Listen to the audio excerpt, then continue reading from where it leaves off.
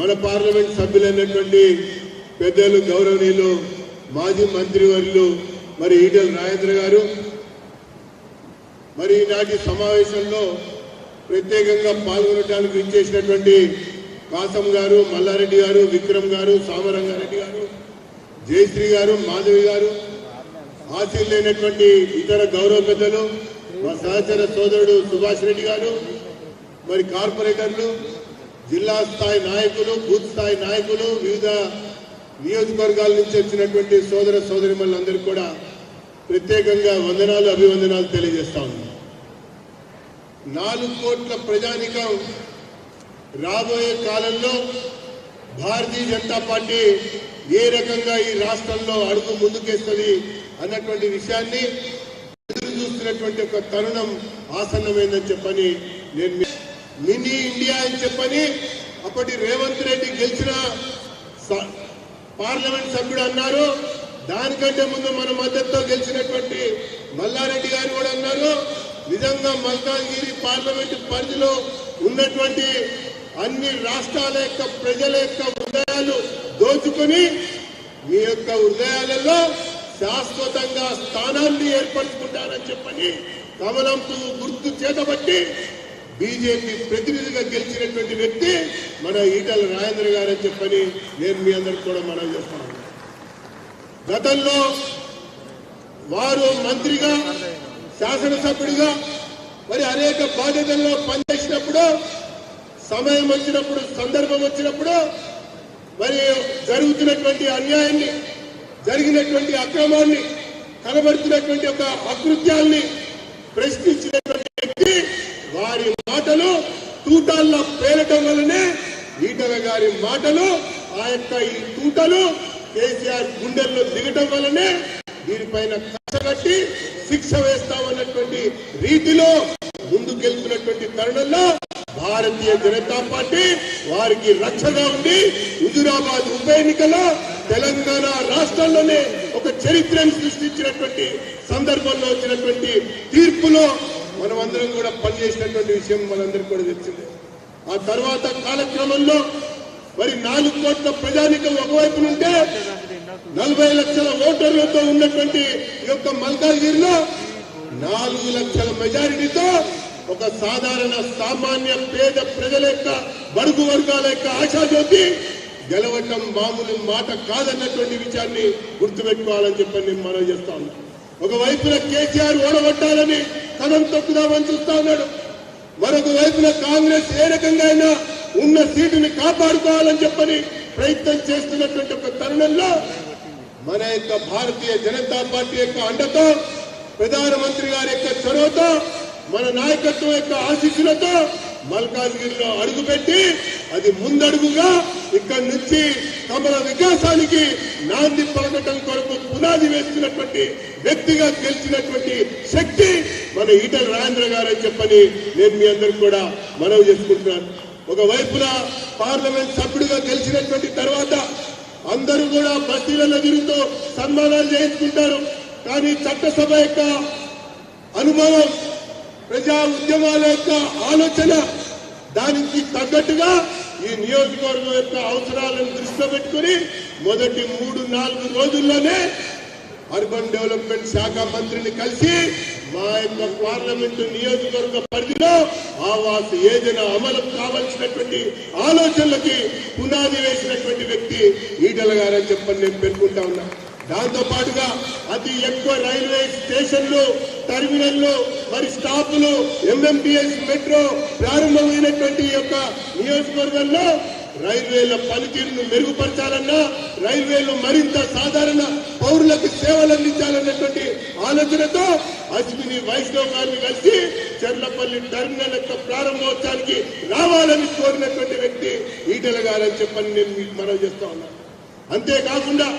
అంతేకాకుండా ఒకవైపున పట్టణాభివృద్ధి, ఒకవైపున రైల్వే శాఖ మంత్రిని కలిసినటువంటి తర్వాత రహదారులకు సంబంధించి ఇది కరీంనగర్ రహదారి ఉంది, వరంగల్ రహదారి ఉంది, విజయవాడ రహదారి ఉంది.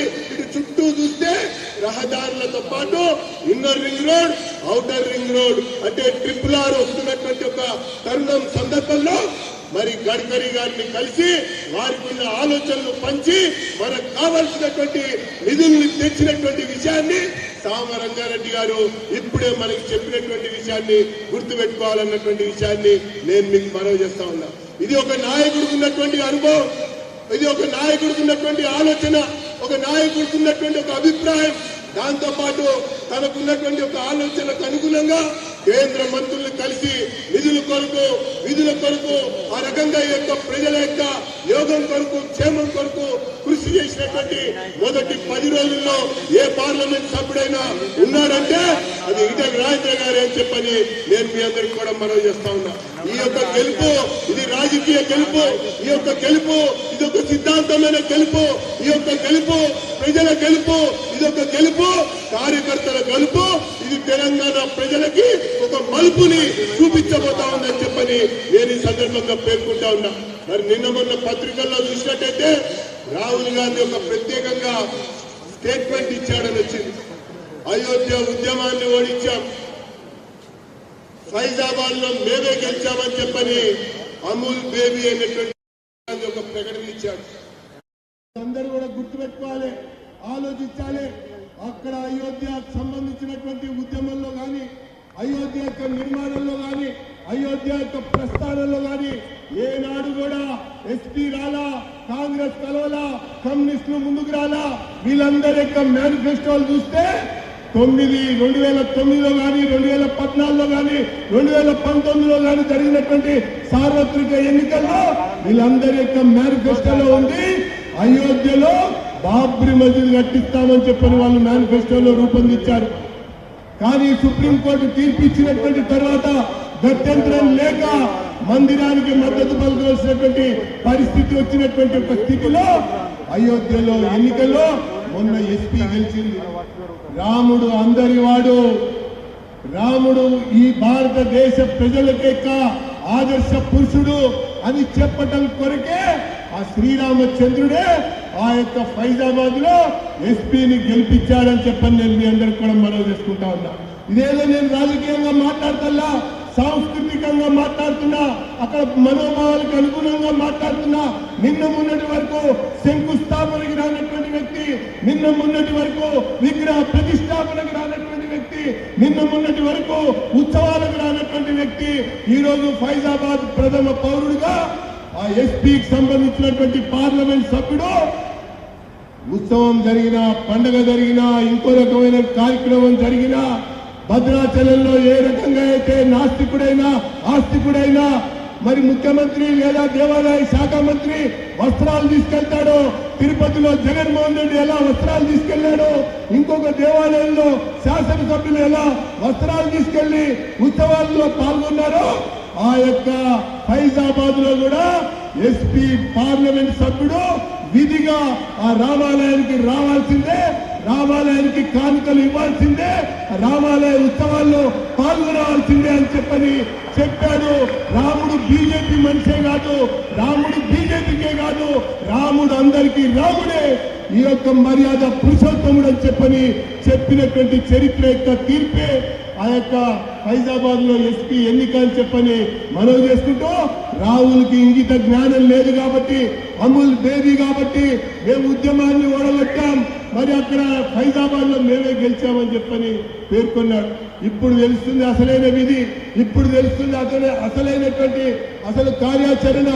ఏదేమైనప్పటికీ కూడా అటక్ నుంచి కటక్ వరకు, కాశ్మీర్ నుంచి కన్యాకుమారి వరకు ఈ దేశంలో ఉన్నటువంటి రాజకీయ పార్టీలన్నీ ఒకటైనా, వామపక్షాలు, ప్రాంతీయ పార్టీలు, జాతీయ పార్టీలు అందరూ ఒకటయ్యి మోడీని అడ్డుకోవాలని, మోడీని రాకుండా చూడాలని, మోడీని అధికారంలోకి తేకుండా ఆపాలని చెప్పని కుట్రలు కుతంత్రాలు అనేక రకాలుగా caste, creed, reason, religion, India is one, will be one, shall be one అని భావించే ప్రతి భారతీయుడు మోడీ గారిని ముచ్చటగా మరోసారి ప్రధానమంత్రిని చేసినటువంటి చరిత్ర మనం చూశామని చెప్పని పేర్కొంటూ, ఆ మూడోసారి ముచ్చటగా ఎన్నికైనటువంటి ప్రధానమంత్రి యొక్క లోక్సభ సభ్యుల్లో మన మల్కాజ్గిరి, మన పార్లమెంట్ సభ్యుడు, మన అభ్యర్థి, మన బీజేపీ నాయకుడు ఉండటం అనేది మనందరికి కూడా గర్వకారణం అన్నటువంటి విషయాన్ని మనవి చేసుకుంటూ ఆ రకంగా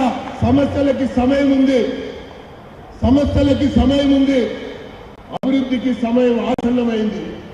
వీరి నాయకత్వంలో మల్కాజ్గిరి అన్ని రకాలుగా అభివృద్ధి చెందుతుందని చెప్పని భావిస్తూ రాజకీయంగా తెలంగాణలో బలమైనటువంటి శక్తిగా ఎదిగి చూపిస్తామన్నటువంటి విషయాన్ని